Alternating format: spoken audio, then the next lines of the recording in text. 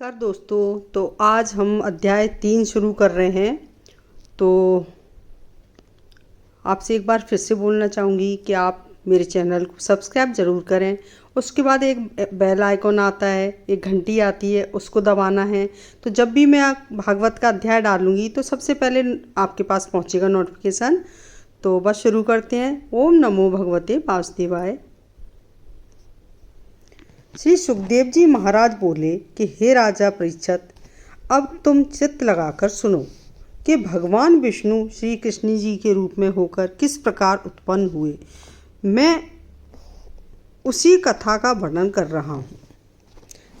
जब सब प्रकार से सुंदर समय आ गया, अर्थात चंद्रमा रोहिणी नक्षत्र में पहुंचकर शोभा पाने लगा तथा सभी नक्षत्र और तारागण शांत हो गए और दिशाओं ने निर्मल शरीर धारण कर लिया, अर्थात बिल्कुल स्वच्छ हो गई। निर्मल आकाश में निर्मल ही तारे उदय हो गए, जो कि स्वच्छता और चमक के कारण मन में अति प्रसन्न दिखाई पड़ रहे थे तथा नगर, गांव, पहाड़ आदि के सहित पृथ्वी ने सुंदर स्वरूप धारण कर लिया और नदियों का जल बिल्कुल स्वच्छ हो गया। सरोवर में कमलों की शोभा बहुत बढ़ गई तथा भौरे आदि पंछी वनों में गुंजारने लगे। शीतल और सुगंधित वायु धीरे धीरे पूर्ण रूप से मन को हरने वाली गति से चलने लग गई। ब्राह्मणों ने अग्निहोत्री की न बूझने वाली अग्नि, जो कि कंस के अत्याचार से मलिन हो गई थी, वह अपने आप एकदम धधकने लगी। केवल कंस आदि दुष्टों को छोड़कर से सभी प्राणी प्रसन्नता से उछलने लगे। जिस समय भगवान के अवतार का समय समीप आ गया, उस समय स्वर्ग में देवताओं की दुंदुभियां बजने लगीं और शोभा कहने से बाहर हो गई। किन्नर और गंधर्व देवता अप्सराओं सहित भगवान के गुण बखान बखान कर गाने और नाचने लगे। जब सब गुणों के भंडार भगवान कृष्ण इस पृथ्वी पर प्रकट हुए, उस समय बादल तथा समुद्र धीरे धीरे गरजने लगे। महान अंधकार से भरी हुई आधी रात का समय था। उस समय माता देवकी ने पूर्ण सुखी होते हुए भगवान विष्णु को ऐसे प्रकट कर दिया जैसे पूर्व दिशा चंद्रमा को प्रकट कर देते हैं। जब उन अद्भुत बालक श्री कृष्ण को वसुदेव जी ने देखा तो अचंभित होकर अपार प्रसन्न हो गए। उनके नेत्र कुछ लाली लिए हुए कमल के समान अति सुंदर थे और वह 4 भुजाओं में शंख, चक्र, गदा और कमल लिए हुए थे। उनके वक्षस्थल यानी कि छाती पर भृगु मुनि के चरण का अति सुंदर चिन्ह बना हुआ था और गले में कौस्तुभ मणि तथा शरीर पर पीले वस्त्र अत्यंत शोभायान हो रहे थे। घने तथा काले बादलों के समान भगवान कृष्ण का अति सुंदर सांवला रंग था। साथ ही मणियों से जड़े हुए कुंडल तथा मुकुट अत्यंत सुंदर थे। उनके झलकते हुए केश तथा समस्त वेश की अत्यंत सुंदरता था, जिसे देखकर माता पिता अपार प्रसन्न हो गए। इस प्रकार भगवान विष्णु को पुत्र रूप में पाकर श्री वसुदेव जी ने सिहाते हुए का 10,000 गौएं दान करने के लिए अपने मन में दृढ़ संकल्प कर लिया। इस प्रकार मन में अपार प्रसन्न होकर अपने पुत्र को साक्षात विष्णु ही समझते हुए दोनों हाथ जोड़कर तथा शरीर को आगे झुकाकर और मन को स्थिर करके श्री वसुदेव जी ने उनकी स्तुति करने लगे। हे प्रभु, आनंद और अनुभव ही जिनका स्वरूप है तथा वो परम पुरुष प्रकृति से परे और सब पुरुषों की बुद्धि के साक्षी हैं, वही आप प्रत्यक्ष रूप में हमारे सामने उपस्थित हो रहे हैं। आप अपनी त्रिगुणमयी माया से सृष्टि को उत्पन्न करके उसमें प्रविष्ट न होते हुए भी प्रविष्ट जैसे दिखाई पड़ते हैं। जैसे महत्व, अहंकार आदि सतत अलग अलग रहने पर उनकी शक्ति कुछ भी नहीं के बराबर है, किंतु इंद्रियादि 16 विकारों से मिल जाने पर वही समस्त ब्रह्मांड की रचना कर सकते हैं और ब्रह्मांड की रचना के बाद उसमें प्रविष्ट जैसे जान पड़ते हैं। किंतु जब वह पहले ही से कारण रूप से उसमें प्रविष्ट हैं तथा रचना के बाद उनका प्रवेश असंभव है, उसी प्रकार जब आपका प्रवेश इस जगत में कारण रूप से पहले से ही है, तब रचना हो चुकने पर प्रवेश होना असंभव है। आपके स्वरूप का ज्ञान तो केवल अनुभव द्वारा ही हो सकता है। इंद्रियों के गुणों में होते हुए भी उनके द्वारा आपका ग्रहण नहीं हो सकता। हे प्रभु, आप सबका स्वरूप तथा सबकी आत्मा और सबके व्यापक हैं। इसलिए आप में भीतर और बाहर की कल्पना ही नहीं है। जो मनुष्य आत्मा के देह आदि दिखाई देने वाले गुणों को अपने से भिन्न समझता हुआ भी सत्य मानता है वह अज्ञानी है, क्योंकि देह आदि तो थोड़ा विचार करने से ही असंभव है, किंतु अज्ञानियों को सत्य जान पड़ती है। हे प्रभु, आप इच्छा रहित तथा निर्गुण और विकारों से रहित हैं। यह सारा संसार आपकी लीला मात्र है। आपको निसंदेह ब्रह्मा है और आप ही ईश्वर भी हैं, अतः कोई भी कार्य करना आपके लिए कठिन नहीं है। आपका आश्रय लेकर गुण ही सृष्टि को रचते हैं, इसलिए संसार आपकी रचना कहा जाता है। हे राक्षसों के शत्रु, आप ही अपनी माया से त्रिलोकी की रक्षा के लिए शुक्ल वर्ण विष्णु रूप धारण करते हैं। हे कृपालु, सृष्टि रचना के समय आप रजोगुणी रक्त वर्ण ब्रह्मा रूप और प्रलय काल में तमोगुण कृष्ण वर्ण रुद्र रूप धारण करते हैं। इस समय आप संसार को रक्षा करने के लिए मेरे घर में प्रकट हुए हैं, अतः आप दैत्यों की सेना का संहार करेंगे। हे नाथ, इस दुष्ट कंस ने आपसे पहले उत्पन्न होने वाले आपके सभी बड़े भाइयों को मार डाला है। अब भी वह अपने कर्मचारियों द्वारा आपके अवतार की खबर पाते ही हाथ में तलवार लेकर अवश्य आएगा। सुखदेव जी महाराज राजा परीक्षित से बोले कि हे राजन, भगवान कृष्ण में महापुरुषों के सभी लक्षण देखकर अब देवकी जी धीरे धीरे मुस्कुराते हुए तथा कंस के भय से कांपती हुई मस्तक झुकाकर कहने लगी, हे प्रभु, जिनका स्वरूप दिखाई न देने वाला ब्रह्मा निर्विकार निर्गुण करुणा पूर्ण तथा पाप का शत्रु और सर्वत्र व्यापक तथा मनुष्यों की बुद्धि को प्रकाशित करने वाला है, वह साक्षात विष्णु आप ही हैं। हे प्रभु, जब ब्रह्मा की अवस्था पूरी हो जाने पर प्रलय होती है और यह सारा संसार नष्ट हो जाता है तथा जब पंच महाभूत अहंकार में और अहंकार महत्त्व में तथा महत्त्व प्रकृति में लीन हो जाता है, उस समय एकमात्र आप ही शेष रह जाते हैं। इसी से आपका एक नाम शेष भी है।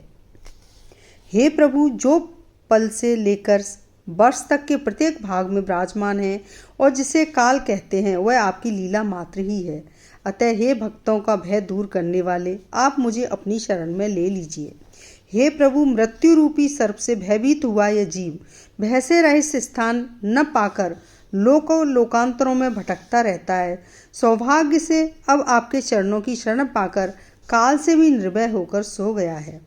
हे नाथ, हम लोग कंस से अति भयभीत हो रहे हैं, सो आप अधिक देर न करके जल्दी ही उससे हमारी रक्षा कीजिए।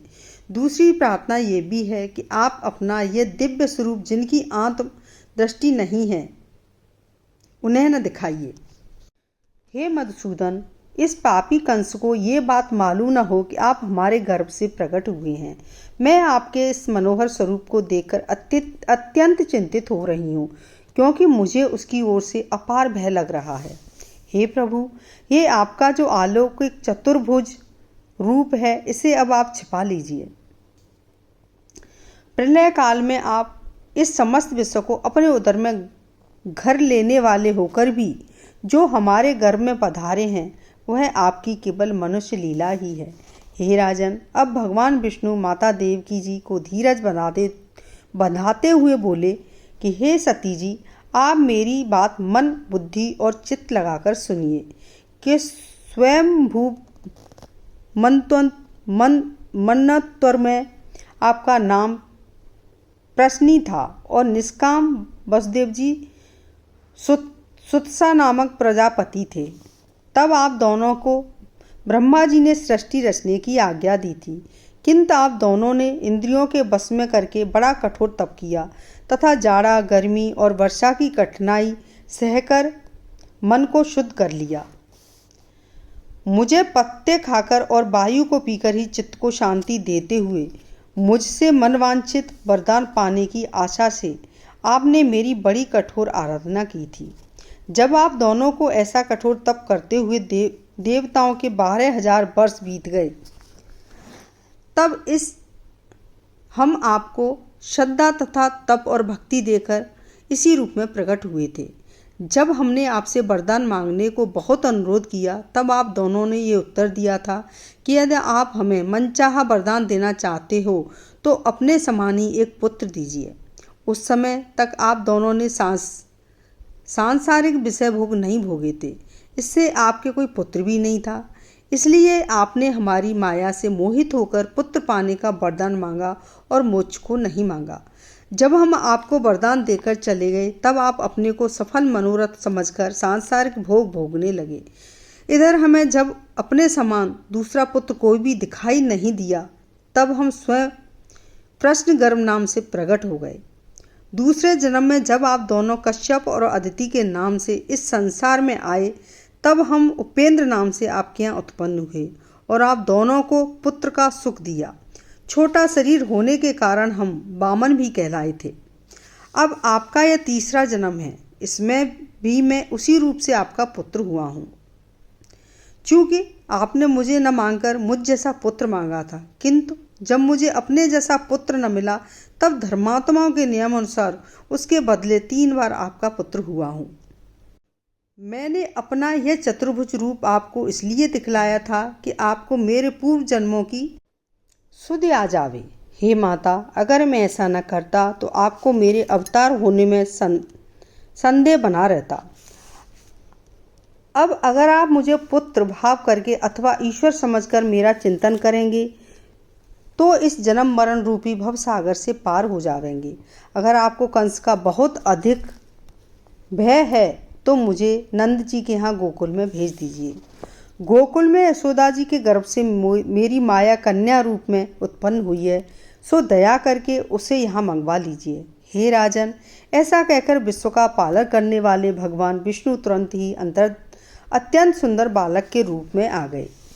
भगवान विष्णु के इस मनोहर रूप को देखकर श्री वसुदेव जी अत्यंत प्रसन्न हो गए और उनके वचनों की याद करके गोकुल जाने को तैयार हो गए।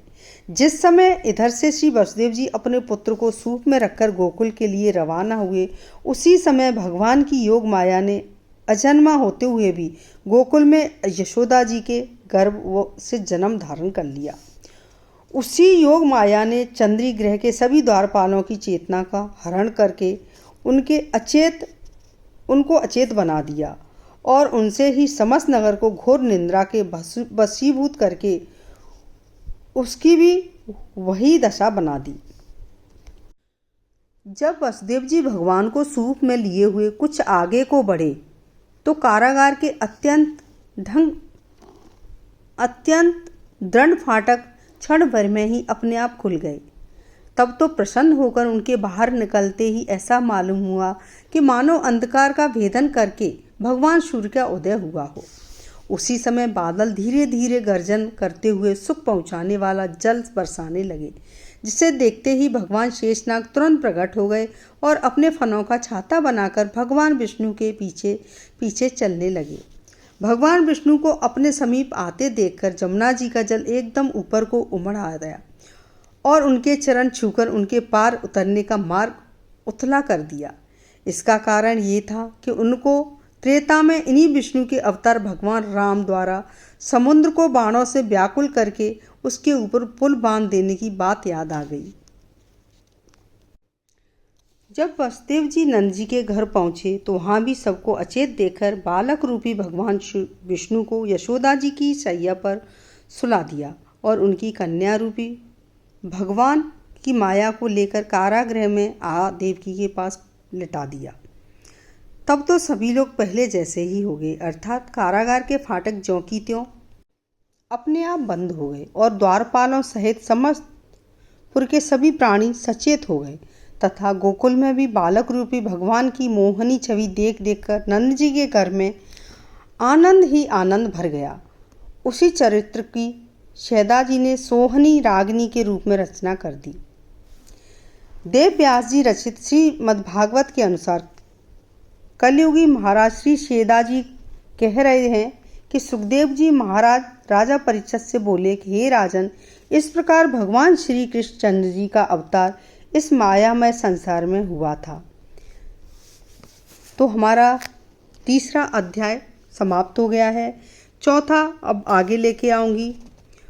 गलतियाँ हुई हों उसके लिए मुझे माफ़ करें, क्षमा करें, क्योंकि गलतियाँ इसमें मेरे से थोड़ी बहुत हो रही हैं। हिंदी बहुत कठिन है तो थोड़ा सा बोलने में जीभ नहीं पलटती है, उसके लिए क्षमा, बार बार क्षमा मांगूंगी।